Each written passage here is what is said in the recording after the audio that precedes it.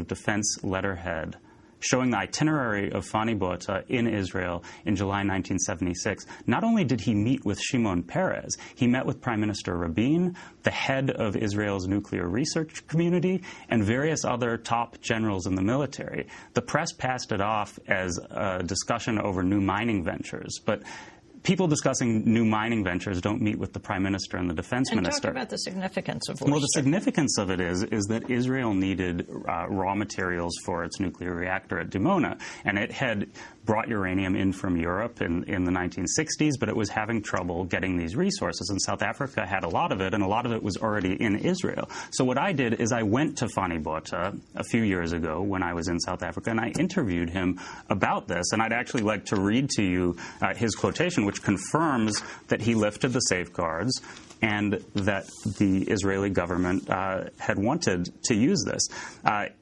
He was well into his 80s at the time, and he told me that his counterparts in Israel thought that the safeguarded yellow cake could be very useful to them. And I quote, "I didn't sell it to them, I didn't give it to them, but when I became minister, they had it.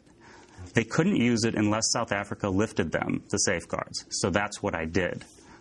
And then I asked him, do you feel that you may have been aiding the nuclear program of another country, perhaps furthering nuclear proliferation? And his response was, we worked together for some years. It was easy for friends to cooperate in this field.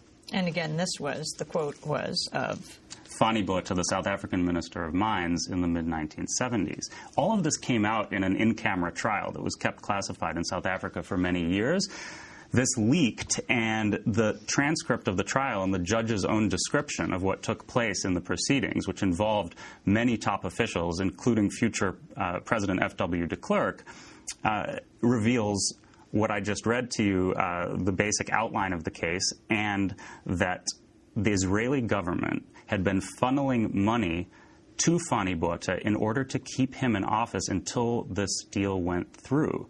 They wanted to keep him in his position as Minister of Mines because they knew he was sympathetic to Israel, and they were afraid that this deal might not go through. The trial records, interviews with lawyers involved in the trial, and the judge's own judgment confirm that through a middleman, the Israeli government funneled money to a South African government official in order to ensure that this deal went through. We're talking to Sasha Polakow-Suransky, senior editor at Foreign Affairs. His book is called The Unspoken Alliance, Israel's Secret Relationship with Apartheid South Africa. You write, Israel tested its own weapons and helped South Africa build highly advanced nuclear weapons delivery systems, long-range missiles throughout the 80s at a secret South African testing range where hundreds of Israelis were employed. Yes, that's what I was describing earlier with this 1984 document.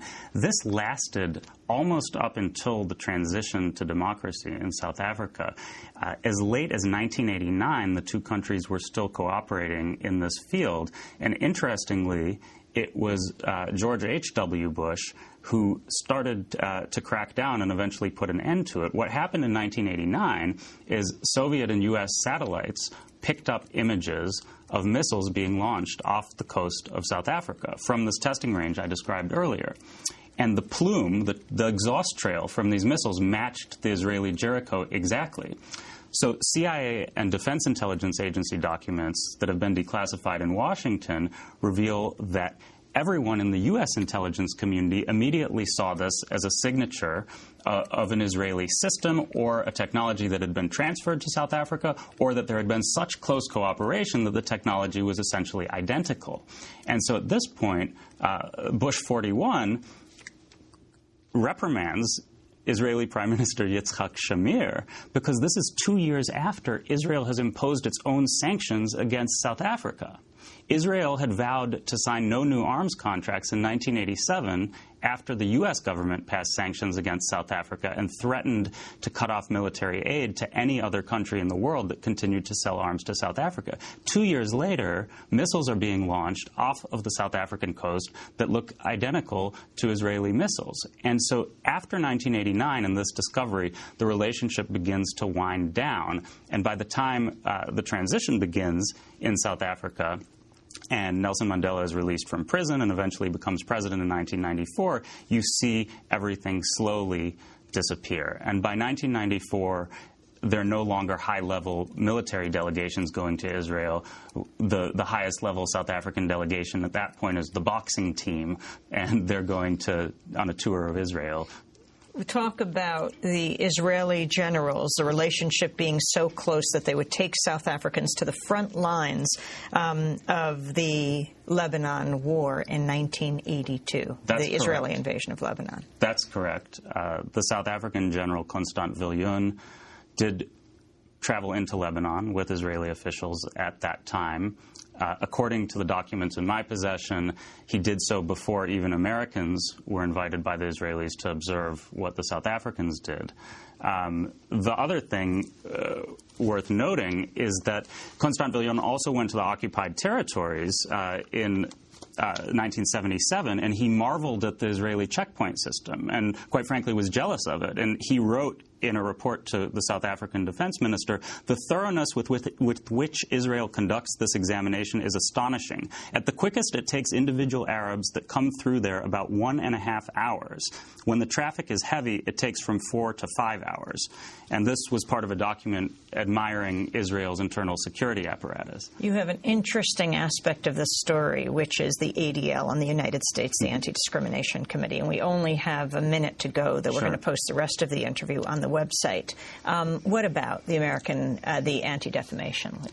Well, essentially, during the late 1980s and early 1990s, the Anti-Defamation League employed a man named Roy Bullock, who was also on the payroll of South African intelligence. And this man was acting on behalf of South African intelligence and the ADL to infiltrate anti-apartheid groups in the Bay Area.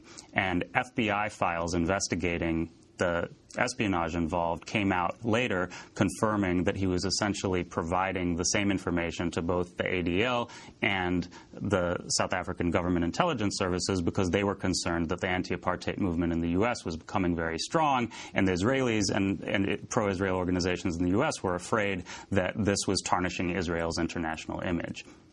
Finally, we only have 15 seconds, but this history that was going on between Israel and South Africa,